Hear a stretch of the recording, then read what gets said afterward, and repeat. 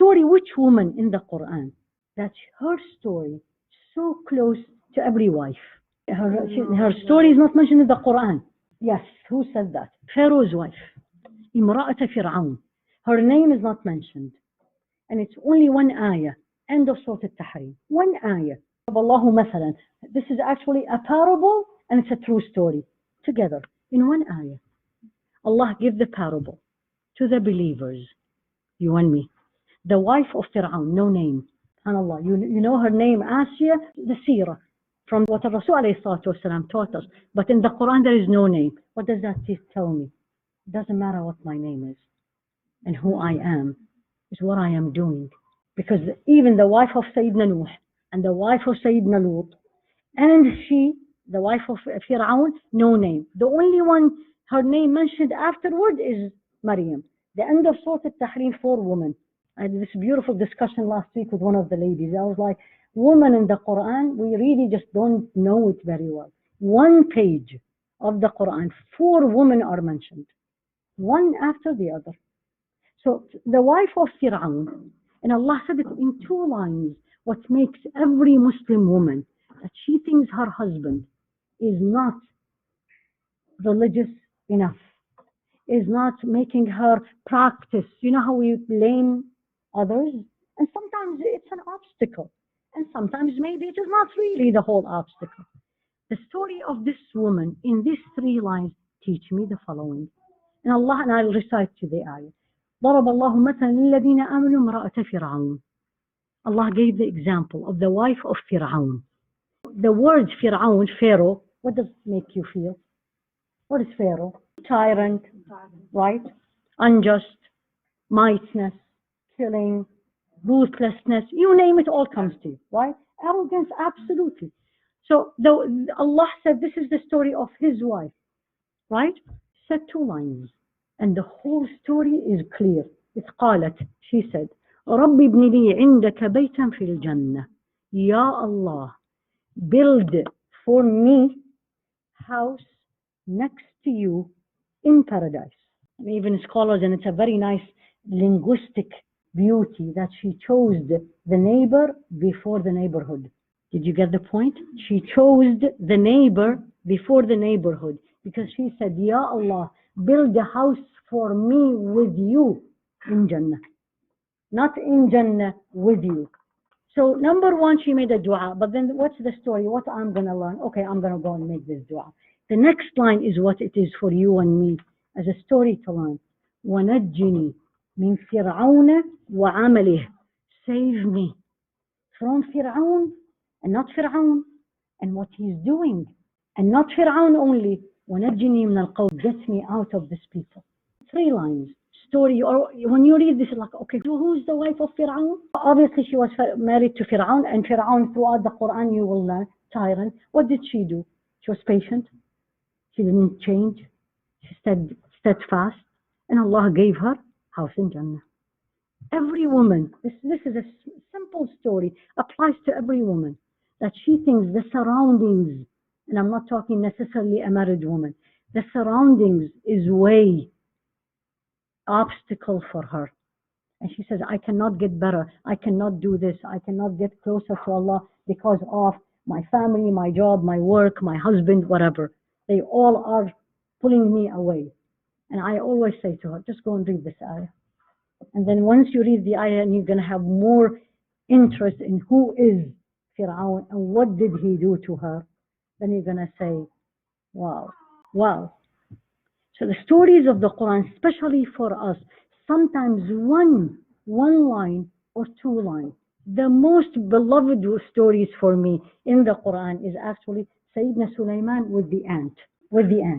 And this is a story that also applies to all of us. How many bounties we have? Well, if we start counting, we're not ever going to be able to. Even in our limited ability, still we will forget things, right? So Sayyidina Sulaiman, which you all know, with his all entourage, all the soldiers were with Sulaiman walking, and he sees this ant. No one is seeing her. No one is hearing her, right? She's the leader. Immediately, wallah, when you read the commentary on this, it's a whole, they say, army, how to plan to save your nation. Read what did the Namla said. Number one, don't panic. She didn't panic. There's a leader, Ya أيها النمل. Oh, ants, ادخلوا مساكن. She gave them the order right away, get inside. And then you have to explain why. لا يحطمنكم سليمان وجنوده. Sulaiman will crush you. And the word itself is an ijaz. It's a scientific miracle in the Quran, right? So Sulaiman heard it. Now look at this story. Beautiful story. You read it to your children. I was like, oh, every time you see an ant, don't panic. Remember Sayyidina Sulaiman. So what did Sayyidina Sulaiman? He heard her. He was the only one, because that's what Allah gave him. Allah gave him the ability to understand what animals say. So he understood. And he smiled. Smiled, and his two teeth, side teeth, were able to be seen. So what did he say? Smart ant. Oh yeah, we need to learn from her. Or what does immediately said, ربي أوزعني أن أشكر نعمتك التي أنعمت علي. Ya Allah, immediately make me grateful to the ni'mah, to the bounties that you gave me. Which bounty? He didn't mention. Obviously, in this case, is the bounty that Allah chose him alone from all his creation to understand what the ants say. So each one of us in this room, each one of us listening, have a bounty that Allah chose you. We have common bounties. There's a bounty. And sometimes you only know it and Allah knows it. And immediately, what did he say? Immediately turn to Allah. أوزعني, Ya Allah, please help me. Meaning I can't do it alone, because we are usually not grateful. Very few of my servants are grateful. Make me grateful to you, Ya Allah, that the bounty you gave me, not only me and my parents. أوزعني أن أشكر نعمتك التي أنعمت علي وعلى والدي وأن أعمل صالحا ترضاه. Help me, please forgive me. Help me to do good deed that pleases you. And look at the last one. This last one is the goal of the story. And you help me to enter by your mercy with your righteous people, with the righteous people. So what is he? What is Sayyidina Sulaiman? He's a prophet. But look at the humbleness. So this is story simple. It's an ant, and there's so many things. But for us, every time you read a story in the Quran, what you need to do is, what does it do to me? What is going to teach me? So when I read Sayyidina Sulaiman, or when I read the wife of Fir'aun, and there's many, many, many more, especially, I'm not talking about the Qusas al-Anbiya. We'll come to it later, inshallah, later on another halaqah. But I'm talking about the non-prophets stories. Ashabul Jannah, Surah Noon, in the 29th part of the Quran. So the people who have the garden, right, the group, what did they say? In Surah Noon, right?